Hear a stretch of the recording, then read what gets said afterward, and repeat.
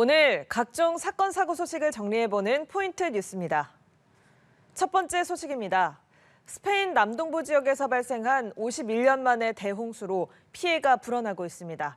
시신 수습 작업이 진행 중인 가운데 사망자는 150명을 넘겼습니다. 정래원 기자입니다.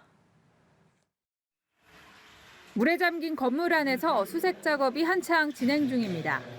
스페인 남동부 발렌시아 지역을 덮친 51년 만의 대홍수에 도시는 거대한 뻘밭으로 변했습니다.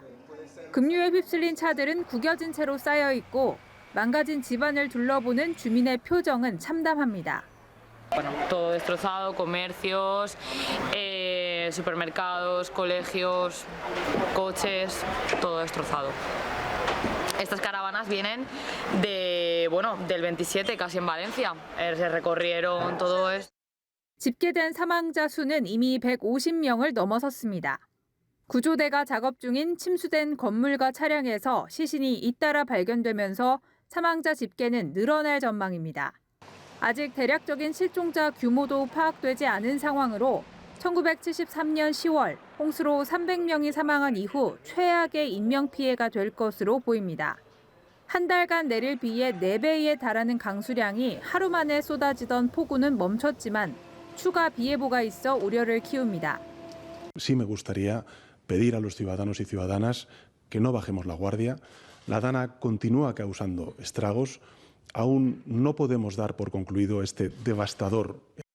끊어진 다리에 지하철과 기차는 모두 폐쇄됐고 도로도 진흙에 파묻혀 재기능을 못하는 상황.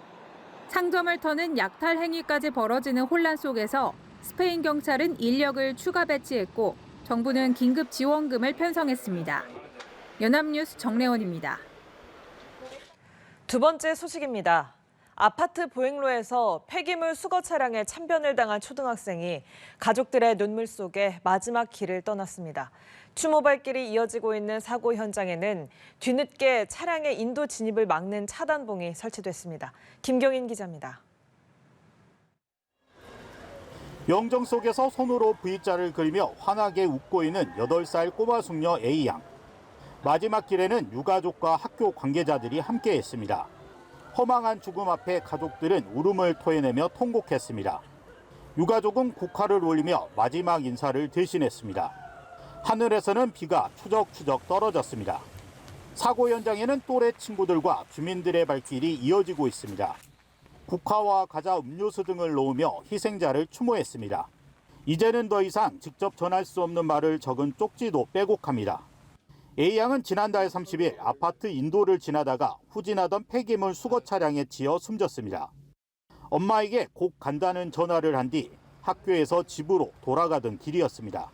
가해 운전자는 인도에서 후진하면서 뒤를 제대로 살피지 않았습니다. 차단봉이 없어 인도에 차량이 진입하는 걸 막을 수도 없었습니다. 아파트 차도와 인도 경계에는 사고 직후 이렇게 차량 진입을 막기 위한 차단봉이 설치됐습니다. 유가족은 다시는 같은 비극이 반복되지 않아야 한다고 말했습니다. 앞으로 이런 일이 있어서는 안 되고 손녀딸 하나 해서 다른 일이 없지 않는 거지. 경찰은 운전자를 입건하고 신병 처리 방안을 검토하고 있습니다. 연합뉴스 TV 김경인입니다. 다음 소식입니다. 교제하던 여성과 그 딸까지 살해한 박학선에게 1심 법원이 무기징역을 선고했습니다. 재판부는 범행이 지나치게 잔혹하다며 영원히 사회로부터 격리해야 한다고 강조했습니다. 김혜린 기자입니다. 한 남성이 뒷짐을 진 채 느긋하게 걸어갑니다.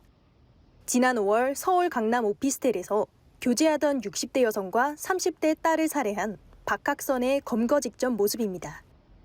박 씨는 이별 통보에 앙심을 품고 전 연인을 상대로 범행을 저질렀고 평소 자신과의 교제를 반대했다는 이유로 그 딸까지 살해했습니다. 범행 직후엔 흉기를 숨기며 도주 행각을 벌이다 13시간 만에 붙잡혔습니다. 1심 법원은 영원히 사회에서 격리해 자유를 박탈하고 평생 참회하고 속죄하도록 해야 한다며 무기징역을 선고했습니다.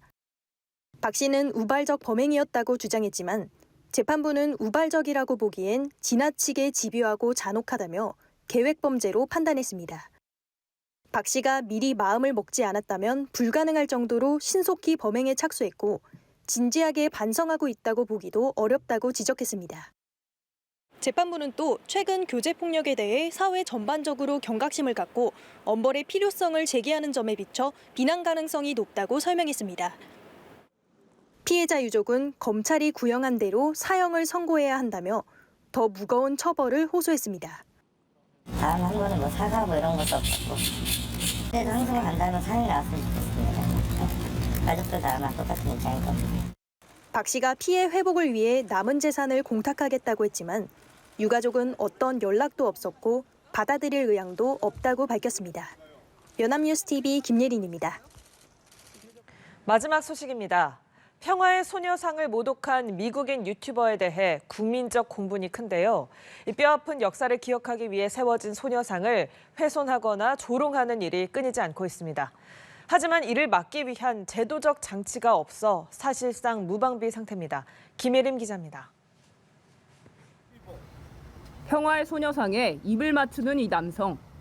미국인 유튜버의 이 같은 만행이 알려지자 큰 공분이 일고 있습니다. 소녀상을 모욕하는 행동은 이번이 처음은 아닙니다. 지난 4월에는 철거라고 적힌 검은 봉지를 씌우고 일본산 맥주를 올려놓으며 소녀상을 모욕했습니다.